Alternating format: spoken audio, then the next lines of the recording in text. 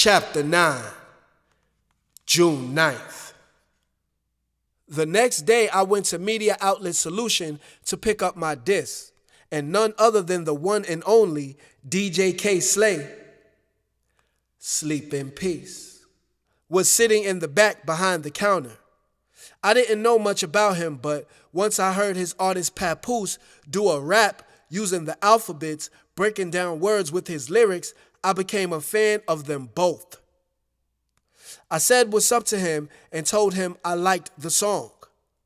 He asked me if I rap, and I said, yeah, my name's JayFlo.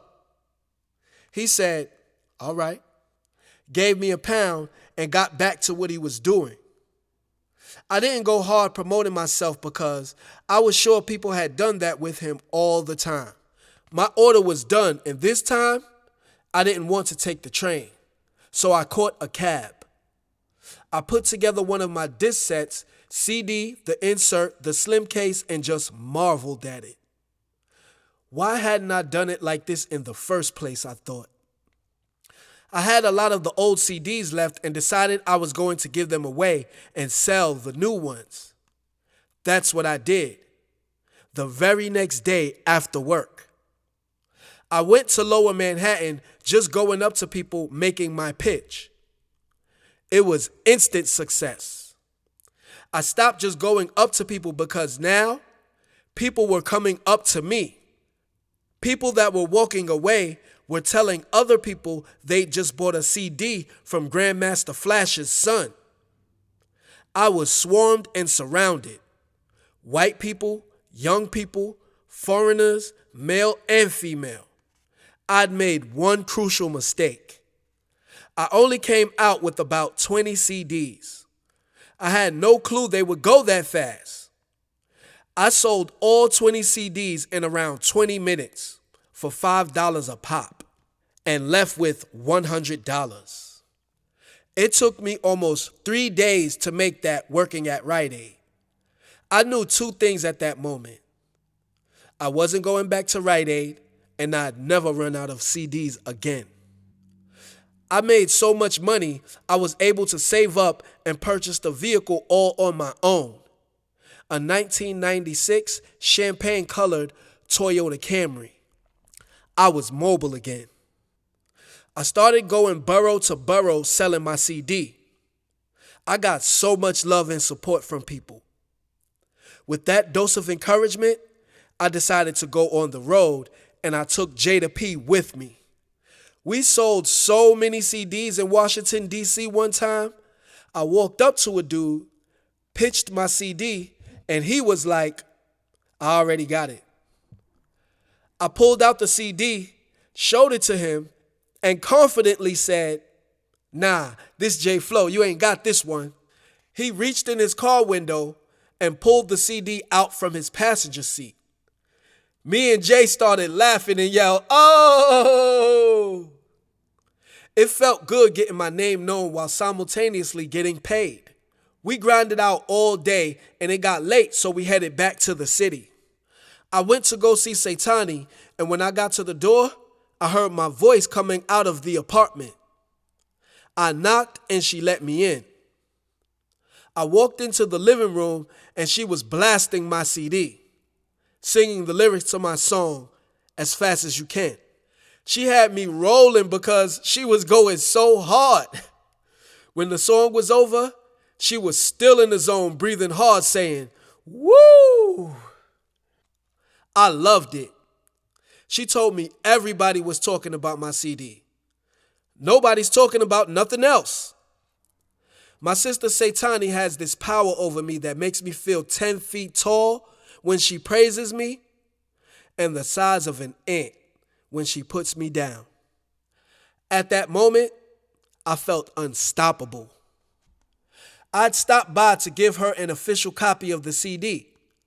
Plus, Rita had a prenatal appointment on the Grand Concourse, not too far from Satani's house.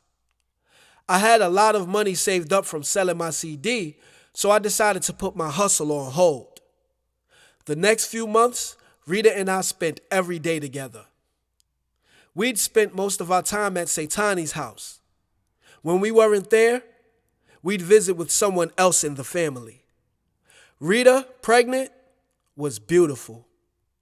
Whenever I got a chance to look at her naked body with my child growing inside of it, I made slow, soft, careful love to it. Saitani decided to throw Rita a baby shower at her house, and it was awesome. All the family from all sides showed up, even if they just came to drop a gift. When it was over, we had a ton of gifts and a couple bucks that would give us a nice start. One day, I got a call from Rita calmly telling me her water broke. I'd always thought when a woman's water broke, they were in pain, screaming, crying, and going crazy. That's what I'd prepared myself for. I told her to stay still and I was coming right away. She said, "I'm at the hospital already. My water broke while I was on the train." We'd agreed she wouldn't take the train for instances like this, but I wasn't about to bring it up. I zoomed up to Bronx, Lebanon, rushed into the room, and saw that Saitani was already there. Rita had an IV and had been prepped to have my son. Then my Aunt Penny walked in. It was hours before Rita was set to start pushing. She'd waited too long from when they kept offering her the epidural, and now it was too late for her to get it. He was ready. It looked like an exorcism. Rita was writhing in pain. Saitani and Penny sprang into action. Even the doctors got out of their way. They coached her, rubbed her, squeezed cold rags on her face, and did whatever it took while I stood back, useless. His head started coming out, and the doctor stepped in. I couldn't believe what I was witnessing. I saw his face come out, and the doctor quickly stuck something in his nose and mouth, sucking out fluid. Next came his shoulders. Then he started crying. The rest of his body just slid and popped right out. Then they started cleaning him off. They put 2 white clips on the cord and told me to cut it. Probably the only useful thing I did. Had Penny and Saitani not been there, that may have gone worse for me than it did for Rita. I went over to her. I looked over to see Saitani crying tears of joy, Penny's eyes locked on the baby, and Rita looking completely exhausted. I held her hand, rubbing her hair, thinking to myself, damn, I'm only a man. Saitani was the first family member that got to hold him because Rita was so wiped out. She hadn't opened her eyes to look down at the baby the doctor laid on her chest, so Saitani picked him up. Then Penny. Then the doctors took him off. I was scared. Rita hadn't sprung back to herself yet, and I began to worry. The West Indian nurse in her accent said, "She's fine, Dad. Don't worry. She just needs a little rest." I stayed with Rita until she woke up. Saitani had already left to get back to get Jada and her kids. Penny gave her a ride. Joseph Sadler III was 7 pounds, 15 ounces, born June 9th, 2003 at 9:27 p.m. Peace, born into a world of chaos. I had to protect him. I had to be there always to defend him. As I fed him his bottle, I saw the world in his little face. I was instantly infatuated with him, with his little fist gripped around my one finger. I looked over at his mother lying back in the hospital bed, blank staring at the ceiling, and said to her, "It's going to be okay. Everything's going to be all right." I would have given anything to know exactly what was on her mind at that moment. I came back every day until it was time for her to leave. My Aunt Barbara, sleep in peace. My mom, my sisters, and a bunch of people visited steadily during her stay to come see the newest addition to our clan. When it was time to leave, the doctor said we couldn't leave without a car seat. Unbeknownst to me, my Aunt Barbara already had it covered and presented it to the doctors. It was time to go. My family would visit to congratulate us and bring more gifts for the baby. We didn't have much as far as furniture, so I knew I had to get back on my grind.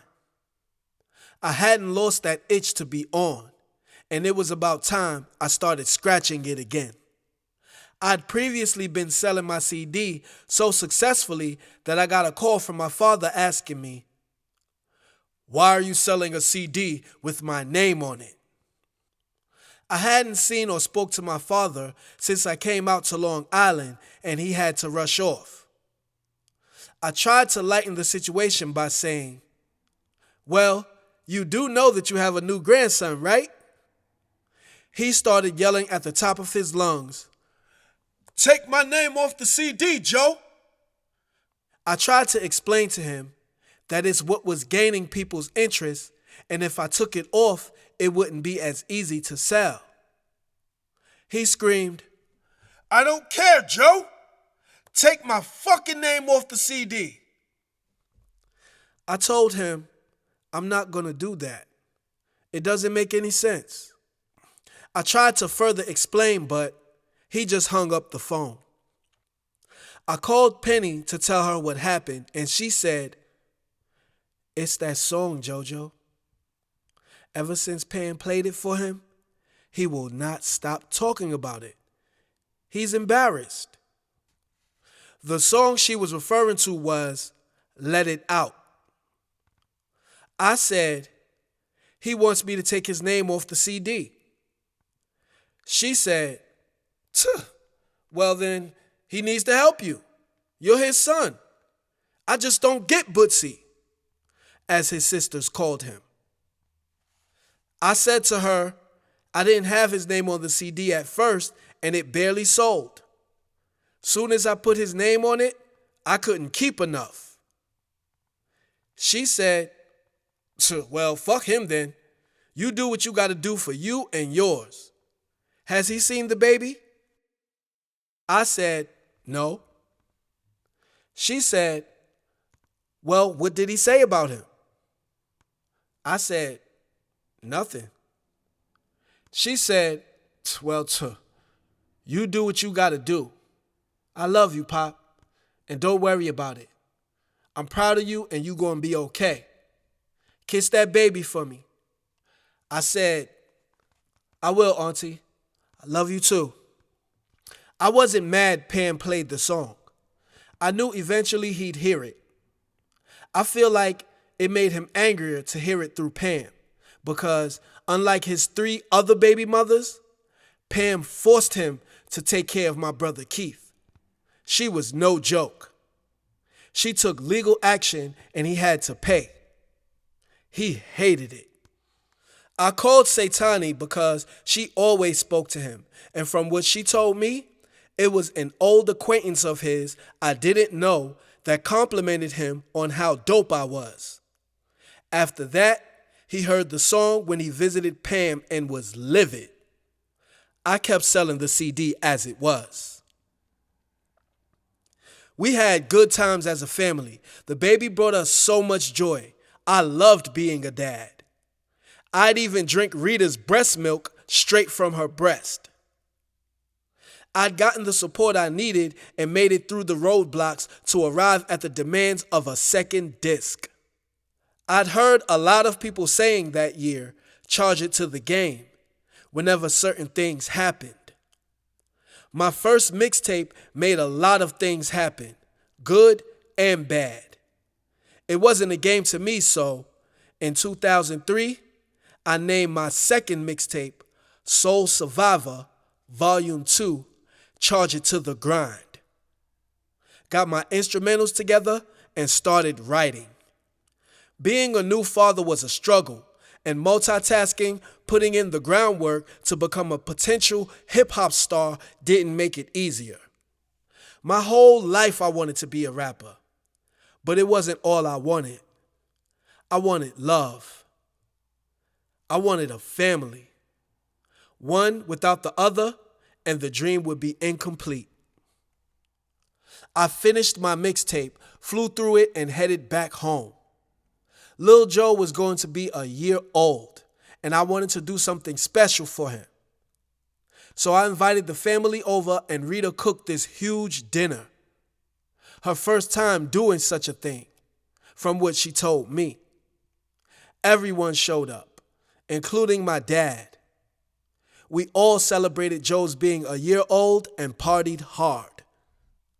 I caught Satani's eye across the living room, and she was waving me in to come toward her.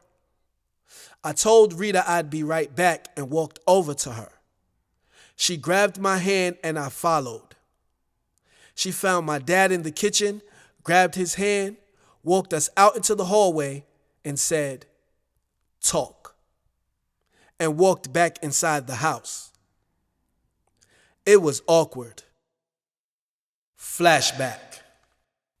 Satani had, when she and I were small children, gotten to a point where she was fed up with my dad's crap too, and called his home phone, but he didn't answer. She left a message on his answering service of the song by hip-hop group Edo G and the Bulldogs called "Be a Father to Your Child." She couldn't have been older than 10 and was already bold. Years later, he denied Satani was his daughter, and as a full-grown adult, forced her into court to take a paternity test. Results showed what anyone with even the worst eyesight knew. He was the father. End of flashback. My father said, "So how you been?" "Good. Might be starting a new job pretty soon." "Cool. I might have a job I need you to do."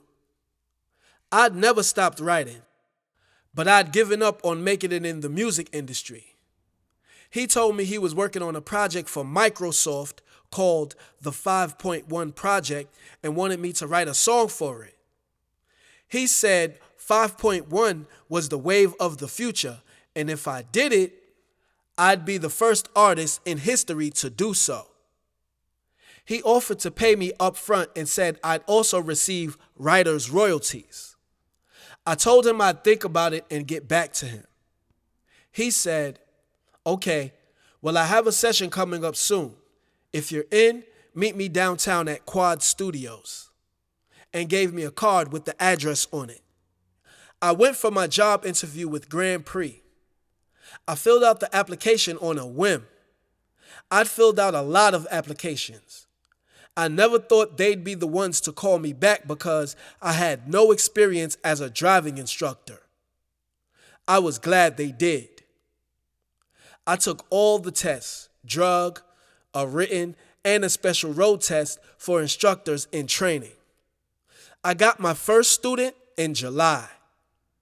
I was nervous as hell, but I did awesome. I got my first check, and it wasn't much, but I only had a couple students so far. I got back to business and decided to do the song for my father.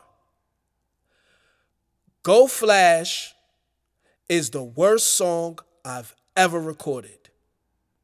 I didn't think anything could top Over Here, Over There, but this bumped it out the top spot. My father made the beat and paid me $1,000. After the song was done, he invited me to Miami for a meeting with the Microsoft people about the project. I never got to meet with the Microsoft people except one guy, whose name escapes me, but my father says the guy in charge of the project ended up having a baby, got married, and things were going to be put on hold. I never heard another word about the project or my song. My dad told me not to worry about it and offered me another opportunity. He told me he was going on a European tour, wanted me to join him, and I should consider signing to his label as his premier artist. He told me to get a lawyer and we'd work out the details later. For now, he'd be taking me across seas to get my feet wet. I agreed, with no intentions of signing anything because I didn't trust him.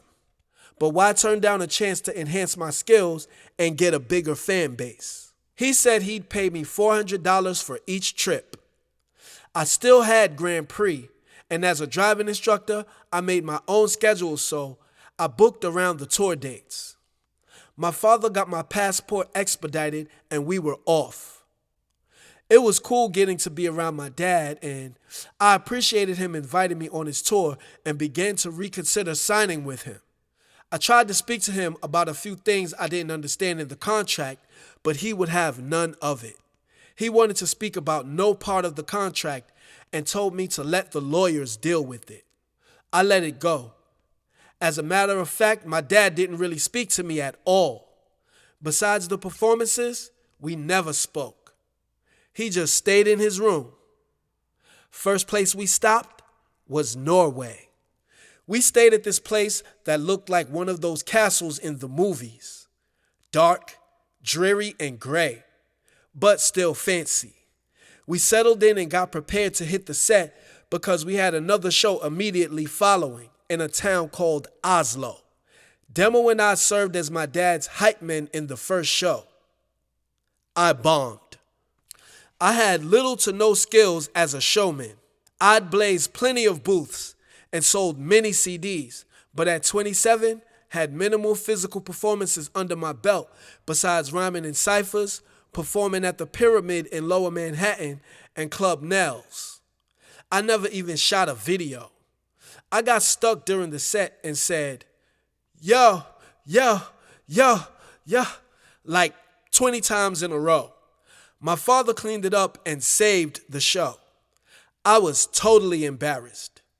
My dad and Demo told me not to worry about it, and it happens to everybody. They had a good laugh snapping on me about it on the way to the next show, though. My dad was dying laughing, saying, I think you just said the most yo's in rap history. Me and Demo started laughing. We got to the next show, and this time, my dad gave me a couple tips before I went on, so I'd do better than the previous time. This crowd was a little bigger than the last, but I did a lot better, and me and Demo were a lot more in sync covering the stage. Next stop, Paris. We stayed at a luxurious hotel just across from the Moulin Rouge. The staff told me the hotel we were staying in was the singer Prince. Sleep in peace.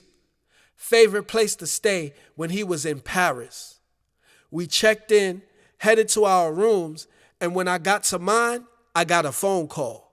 My dad was married to Felicia by this time, and when I answered the phone, surprisingly, it was her. I was surprised because we never spoke except for a couple times. She told me that Ashton Kutcher's show, Punk'd, reached out to her, wanted to punk my dad, and they needed my help. They were going to give me crates that looked exactly like the crates he carried his records in. Whenever we finished the show, me and Demo pushed the crates outside to load them into the car. My dad had 5 crates, each one a different color and looked like huge treasure chests. He even named them after me and my siblings. They wanted me to, quote, accidentally, end quote, leave the replica crates in the street by the curb and a car would come by crashing the crates. I knew instantly I wanted no part of that prank. I know how my dad feels about his records and knew he wouldn't find it funny. At all. Joke or no joke, I told her I'd pass. But I got a great chuckle off the thought. We had one more stop in Cannes. Then the city Nice. And then we were going back to the States for a couple days before we had to be in Holland.